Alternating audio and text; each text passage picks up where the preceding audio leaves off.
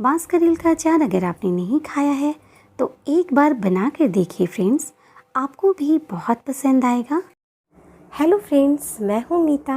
मेरे channel cook with मीता में आप सभी का तहे दिल से स्वागत है। अगर आपने मेरे चैनल को अभी तक सब्सक्राइब नहीं किया है फ्रेंड्स, तो प्लीज़ सब्सक्राइब कर लें और बेल आइकन को भी प्रेस कर दें, जिससे मेरी आने वाली न्यू वीडियो की नोटिफिकेशन आपको सबसे पहले मिल जाएगी। जुलाई अगस्त के महीने में यानी बारिश के मौसम में बांस में जो नई कोपलें आती हैं ना, जो काफ़ी सॉफ्ट होती हैं, वही कोपलें खाने में यूज़ होते हैं। तो इसी बैम्बू सूट से आज मैं बहुत ही टेस्टी अचार बना रही हूँ। सबसे पहले इस बैम्बू सूट्स के ऊपर के लेयर्स हटा देती हूँ। ये बैम्बू सूट्स औषधीय गुणों के साथ पौष्टिक तत्वों से भरपूर होते हैं। इसमें एंटी इन्फ्लेमेटरी गुण भरपूर मात्रा में होते हैं। एंटीऑक्सीडेंट पाए जाते हैं जो हमारे इम्यूनिटी सिस्टम के लिए बहुत जरूरी होते हैं। तो जब भी ये बैम्बू सूट्स मिले आप अपनी डाइट में से जरूर शामिल करें। अब इसके एक एक इंच के लंबे पीसेस कट कर लूंगी और इसे इस तरह से कट करके लंबे स्लाइसेस काट लूंगी। इस तरह से आप इसे अपने तरीके से जो भी शेप में काटना चाहें कट कर लें। और देखिए, मैंने यहाँ सारे बांस करेल को काट लिया है। अब इसे बॉईल कर लूँगी। मैंने पानी बॉईल होने के लिए रख दिया था। अब सारे कटे हुए बांस करेल को पानी में डाल देती हूँ। अब इसमें 1 टीस्पून नमक और हाफ टी स्पून हल्दी डाल देती हूँ। अब इसमें उबाल आने दूँगी। देखिए, पानी में बॉईल आ गया है, तो कम से कम 4 से 5 मिनट के लिए इसे बॉईल होने दूंगी। और इसके ऊपर जो झाग है इसे स्पून से निकाल लेती हूँ। आप जब भी बांस करेल से अचार या सब्जी बनाएं, इसे पानी में ज़रूर बॉईल कर लें, जिससे इसमें जो कसैलापन होता है ना वो निकल जाएगा और आपके अचार या सब्जी वगैरह बहुत टेस्टी बनेंगे। झाग निकाल लिया है मैंने सारा। हमें इसे सॉफ्ट नहीं करना है, बस 4 से 5 मिनट के लिए ही बॉईल करना है, ताकि जो इसमें टॉक्सिन होते हैं ना वो निकल जाए। गैस बंद कर दिया है मैंने। अब इसे स्ट्रेन कर लूँगी। इस तरह से बांस करेल को पानी से निकाल दूँगी। अब सारे बांस करेल को एक थाली पर फैला देती हूँ। आप चाहें तो कॉटन कपड़े पर भी इसे फैला सकते हैं। इसे मैंने धूप में रख दिया है। अगर धूप नहीं हो तो पंखे की हवा में फैला दें। बस इस बात का ध्यान रखें कि इसमें मॉइस्चर नहीं होना चाहिए और बीच बीच में आप इसे स्पून से चलाते रहें, ताकि सब तरफ से ये अच्छे से सूख जाए। मैंने यहाँ पर कुछ मसाले लिए हैं, जिनमें 2 टेबल स्पून सौंफ है, 8-10 सूखी लाल मिर्च ली है, या आप अपने टेस्ट के हिसाब से ले लें। 1 टेबल स्पून अजवाइन, 1 टेबल स्पून जीरा, 1 टेबल स्पून मेथी, 1 टेबल स्पून कलौंजी ली है। कलौंजी को अलग इसलिए रखा है क्योंकि इसे हमें सभी मसालों के साथ रोस्ट नहीं करना है। और ये 25 ग्राम मैंने पीला सरसों लिया है। बांस करेल के अचार में पीला सरसों से ज़्यादा अच्छा टेस्ट आता है, इसलिए मैंने पीला सरसों ही लिया है। अब एक पैन में ये सारे मसाले डाल देती हूँ। कलौंजी नहीं डालना है और अभी सरसों भी नहीं डाल रही हूँ। फ्लेम लो रखेंगे। लो फ्लेम पर ही मसाले को हल्का सा रोस्ट करूँगी। मसाले का कलर चेंज नहीं करना है, इस बात का ध्यान रखिएगा। बस इसका मॉइस्चर खत्म हो जाए, इतना भर ही हमें इसे रोस्ट करना है। 2-3 मिनट में ही मसाले से अच्छी खुशबू आने लगी है और मसाले का कलर बिल्कुल भी चेंज नहीं हुआ है। तो अब मैं ये पीला सरसों डाल देती हूँ और गैस बंद कर देती हूँ। अभी पैन गरम है ना, तो सरसों को गरम पैन में ही थोड़ी देर चला लेती हूँ। अब सारे मसाले को प्लेट में निकाल लेती हूँ।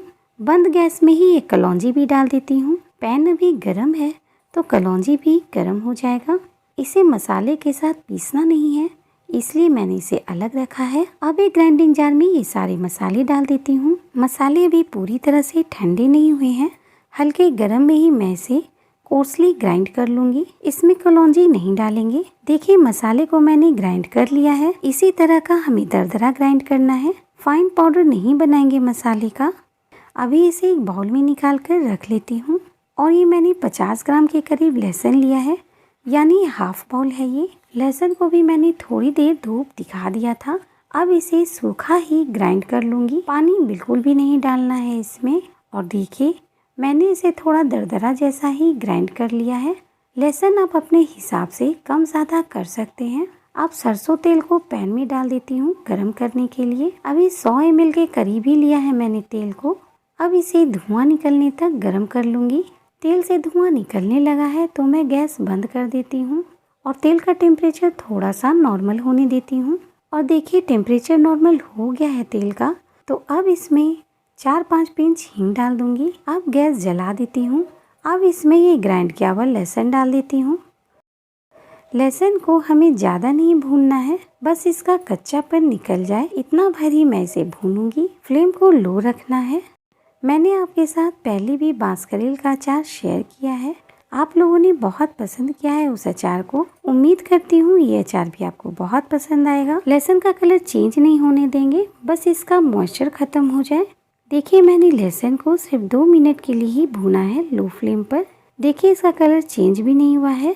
अब गैस बंद कर देती हूँ और इसे थोड़ा सा ठंडा होने दूंगी। पूरा ठंडा नहीं करेंगे, हल्का सा गुनगुना ही रहने देंगे ऑयल को। तब मैं इसमें सारे मसाले वगैरह डालूंगी। इधर देखिए बांसकरेल को मैं धूप से ले आई हूँ। धूप हल्का था ना बारिश के मौसम में, इसलिए 3-4 घंटे के लिए धूप दिखाया है मैंने इसमें। और अगर तेज़ धूप हो ना तो 1-2 घंटे के लिए ही धूप में रखें। और देखिए ये अच्छी तरह से सूख गया है, पानी बिल्कुल भी नहीं है इसके अंदर, एकदम सूखा सूखा सा लग रहा है। तो चलिए अब मस्टर्ड ऑयल देख लेती हूँ। और ये देखिए ऑयल एकदम हल्का गर्म रह गया है। तो मैं इसमें ये कश्मीरी मिर्च डाल रही हूँ 1 टेबल स्पून। इससे बहुत ही अच्छा कलर आएगा हमारे अचार में।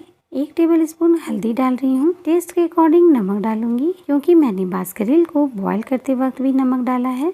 ये कलौंजी भी डाल देती हूँ और ये जो मसाला ग्राइंड किया था ना ये डाल देती हूँ। अब सभी को मिक्स कर लूँगी। ऑयल हल्का गुनगुना रहे तभी इसमें सारे मसाले डालकर मिक्स करूँगी। अब ये बांसकरेल भी डाल देती हूँ सारा, मिक्स कर लूँगी अच्छे से। ये अचार बहुत ही ज़्यादा स्वादिष्ट लगेगा आपको। गैस के ऊपर ही पैन रखकर मैं इसे मिक्स कर रही हूँ, पर गैस बंद किया हुआ है मैंने। बंद गैस में ही मैं इसे अच्छे से मिक्स कर लूँगी। ये मसाला अच्छे से मिक्स हो गया है बांसकरेल के साथ। और अगर तेल कम लगेगा ना तो गरम करके बाद में डाल दूँगी।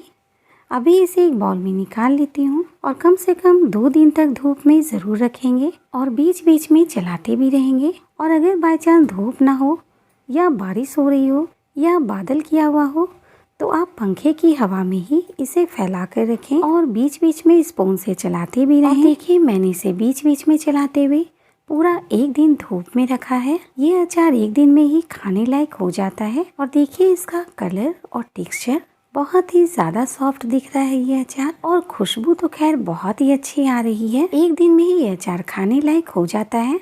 तो देखा ना आपने कितना इजीली ये अचार बनकर रेडी हो गया। मैंने यहाँ एक शीशे का जार लिया है जिसे गर्म पानी में वॉश करके धूप में सुखा लिया था अच्छे से। अब इसमें ही ये अचार डाल देती हूँ। साल भर तक भी ये अचार खराब नहीं होगा, पर बीच बीच में आप इसे धूप दिखाते रहें। मैंने तो अभी कम क्वांटिटी में अचार बनाया है तो कम ही तेल डाला है। लंबे समय तक अचार रखेंगे ना तो ऊपर तक तेल ज़रूर डालें। तो इस सीज़न में आप ये बांसकरेल का अचार ज़रूर बनाएं, आपको ये अचार बहुत पसंद आएगा। अगर आपको मेरी रेसिपी थोड़ी सी भी पसंद आती है फ्रेंड्स तो एक लाइक कर दीजिएगा मेरी मोटिवेशन के लिए। और मुझे कमेंट बॉक्स में ज़रूर बताएं कि आपको मेरी ये रेसिपी कैसी लगी। मिलती हूँ नेक्स्ट वीडियो में एक नई रेसिपी के साथ।